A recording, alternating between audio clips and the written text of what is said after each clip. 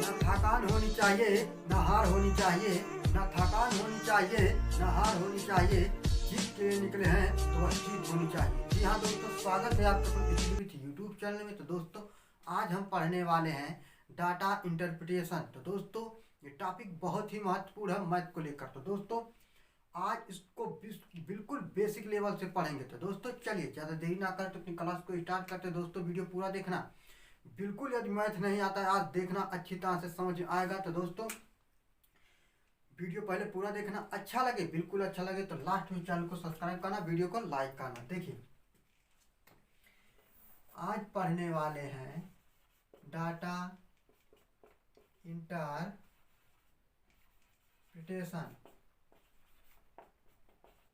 तो दोस्तों, इसका मतलब होता है आंकड़ा विश्लेषण। अब देखिए, ये कितने टाइप का होता है। इसका पहला टाइप है, ये 4 टाइप का होता है। पहला टाइप है पाई चार्ट। क्या है? Pie chart.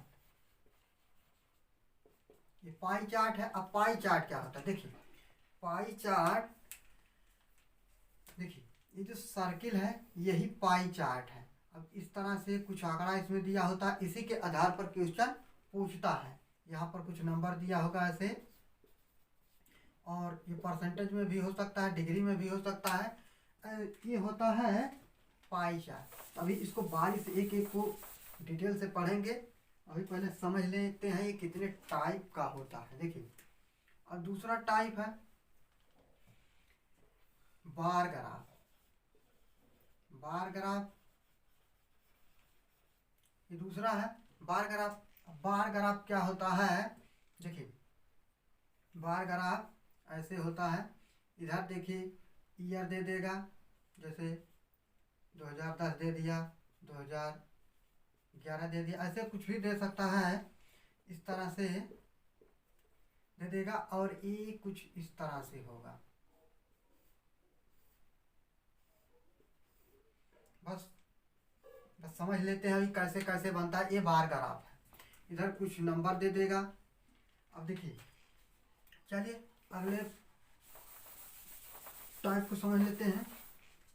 देखिए, अगला है तीसरा लाइन ग्राफ।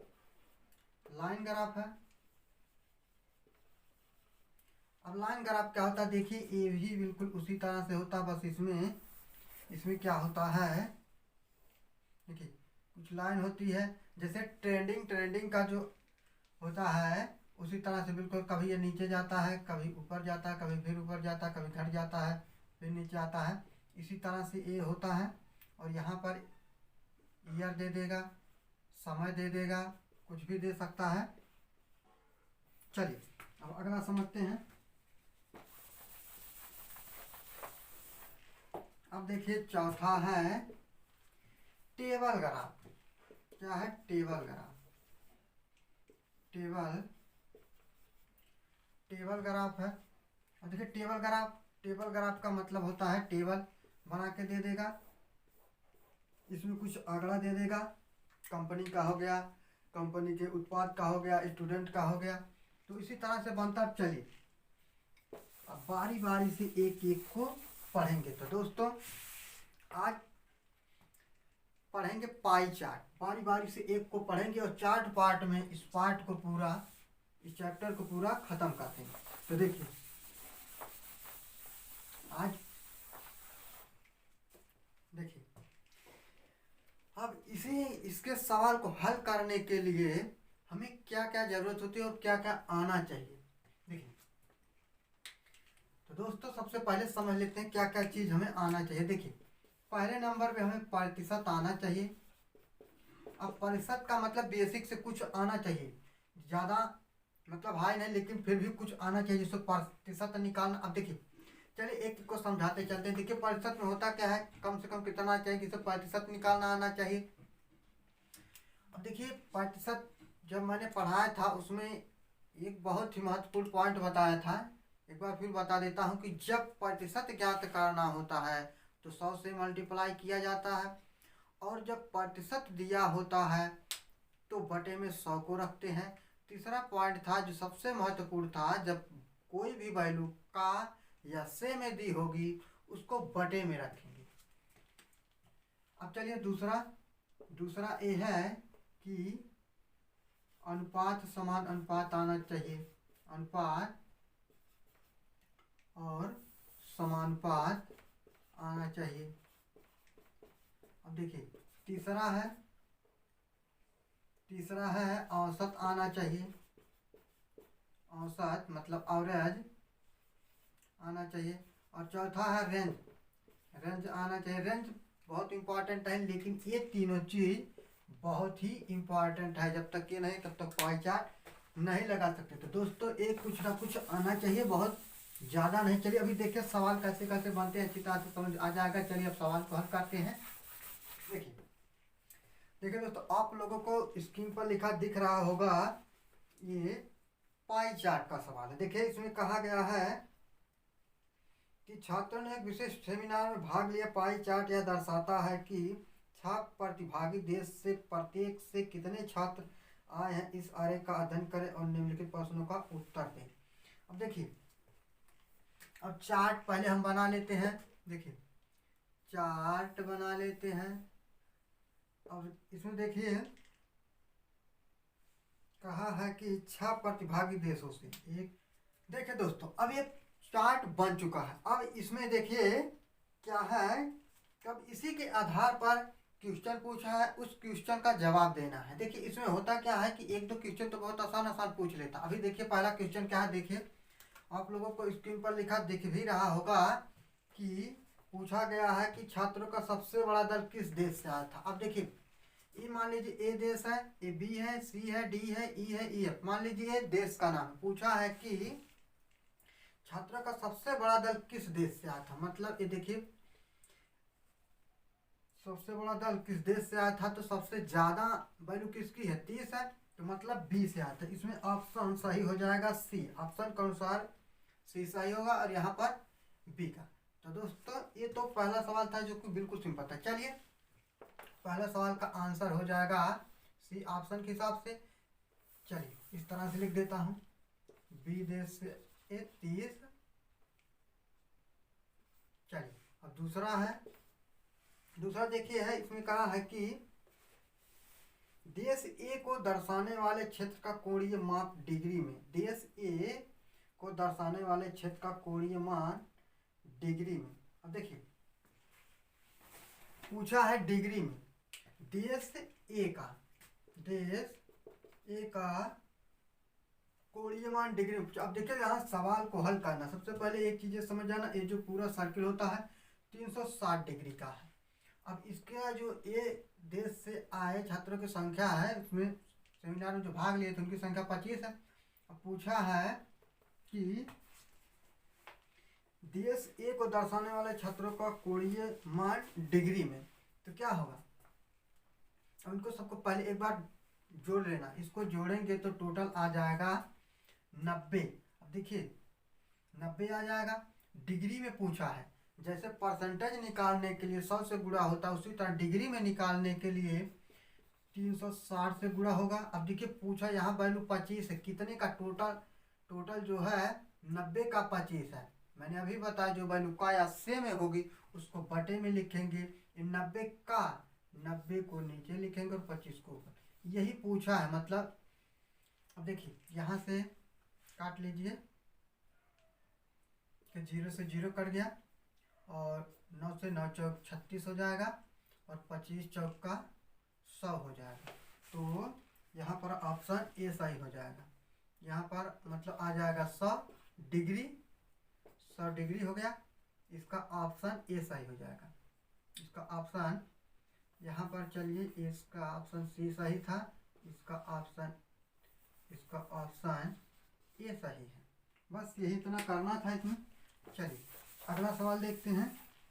तीसरा क्या है, तीसरा है। देखिए तीसरे सवाल में क्या कहा, सेमिनार में देश बी के छात्र देश ए के छात्र की तुलना में कितने प्रतिशत में पूछा, कितने प्रतिशत अधिक है। देखिए इसमें क्या कहा, बी ए की तुलना में कितने प्रतिशत अधिक है, यही पूछा है। बी जो है ई की तुलना में कितने प्रतिशत अधिक। देखिए बिल्कुल सिंपल, बी बी की वैल्यू कितना है, 30 है, 30 हो गया। अब ई की तुलना में कितने प्रतिशत अधिक है, तुलना करेंगे तो क्या करेंगे, इसको माइनस करेंगे। कितने प्रतिशत अधिक का प्रतिशत के लिए 100 से गुणा करेंगे, और मैंने अभी बताया जो वैल्यू का या से में दी होगी उसको बटे में लिखेंगे। अब यहाँ कहा है बी ई से, किससे, ई से कितने प्रतिशत अधिक है, तो किसको से लगा, ई को, तो ई की वैल्यू जो है वो 10 है। बस सिंपल है। अब डिवाइड कर लेते हैं। देखिए चलिए यहाँ पर देखिए, इसको जो माइनस करेंगे 20 आ जाएगा, 20/10 हो जाएगा गुणे 100। बस यही करना, जब उसकी तुलना करेंगे इसके मतलब 30 में से 10 को घटाएंगे तो 20 आ गया। बस अब सिंपल है, काट लीजिए, 10 10 में 100 हो जाएगा आंसर 200%। यही आंसर हो गया। तो दोस्तों देखिए बिल्कुल सिंपल था। चलिए एक सवाल इसमें अभी और है, उसको भी हल कर लेते हैं। देखिए इसका आंसर क्या हो जाएगा, 200%। ऑप्शन इसका कौन सा सही हो जाएगा, ऑप्शन बी सही हो जाएगा, इसका ऑप्शन बी सही। चलिए चौथा देख लेते हैं। देखिए चौथा है, देखिए ये सवाल लंबा है थोड़ी। यदि सेमिनार के लिए परिवहन का कुल खर्च 9 लाख है, परिवहन का कुल खर्च 9 लाख है, 9 लाख रुपए हो और छात्रों की मेजबानी पर 15,000 प्रति छात्र की लागत हुई, तो सभी छात्रों की मेजबानी पर हुई लागत और परिवहन पर किए गए व्यय का अनुपात। देखिए अब देखिए इसमें क्या है,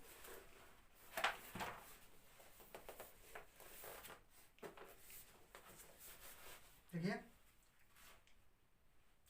अब देखिए, चलिए इसको हटा देते हैं क्योंकि इसमें थोड़ी जगह लगेगी।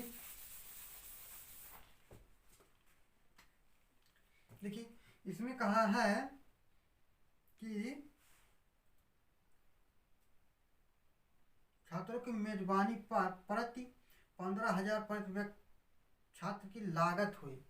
मतलब देखिए क्या है कि छात्रों की मेजबानी पर जो छात्रों की मेजबानी पर हुई लागत जो है, चलिए इसे लिख लेते हैं, छात्रों की मेजबानी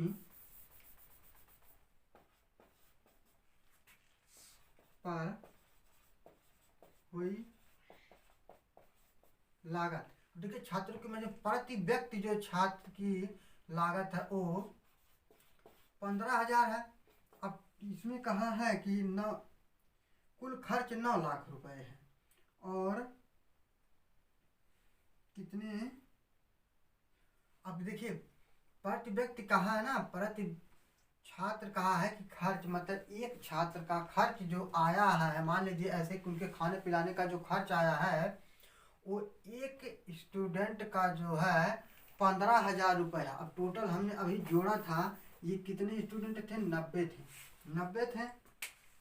देखिए 90 थे, तो क्या करेंगे, 90 से गुणा करेंगे, 90 से गुणा करेंगे क्योंकि 90 छात्र थे और एक छात्र का 15,000 खर्च, तो टोटल। अब देखिए पूछा क्या है, परिवहन पर किया गया व्यय। अब देखिए परिवहन पर किया गया, चलिए इसको भी लिख लेते हैं,